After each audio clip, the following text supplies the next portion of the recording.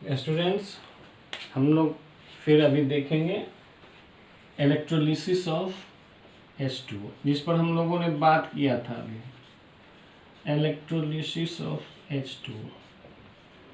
H2O के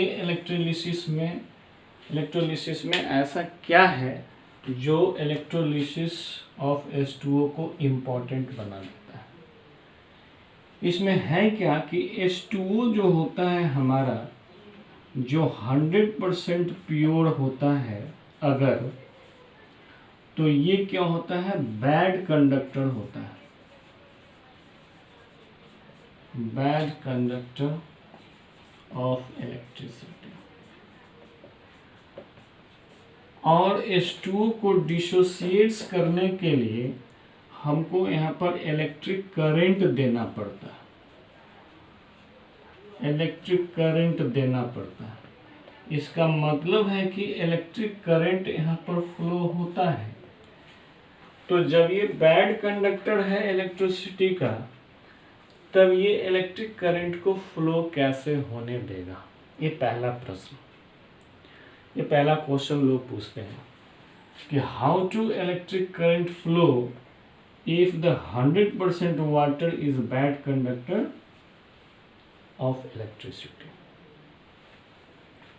दूसरा question ये होता है, दूसरा क्वेश्चन इसमें पूछा जाता है कि इसमें हम लोग जब इलेक्ट्रोलिसिस करते हैं H2O का, तो एसिड क्यों मिलाते हैं?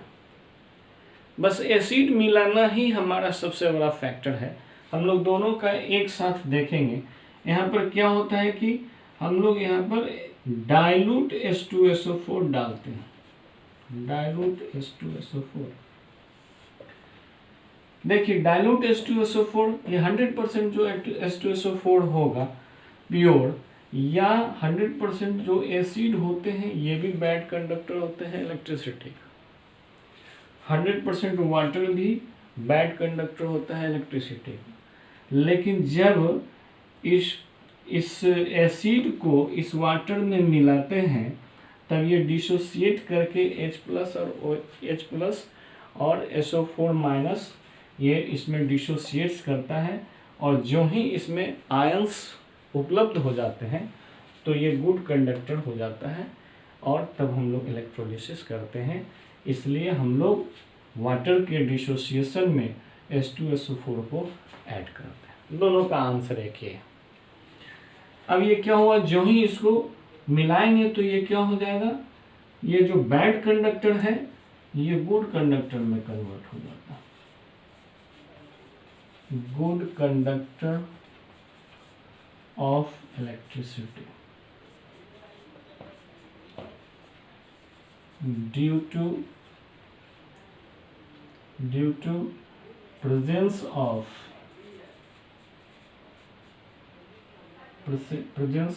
dilute H2SO4।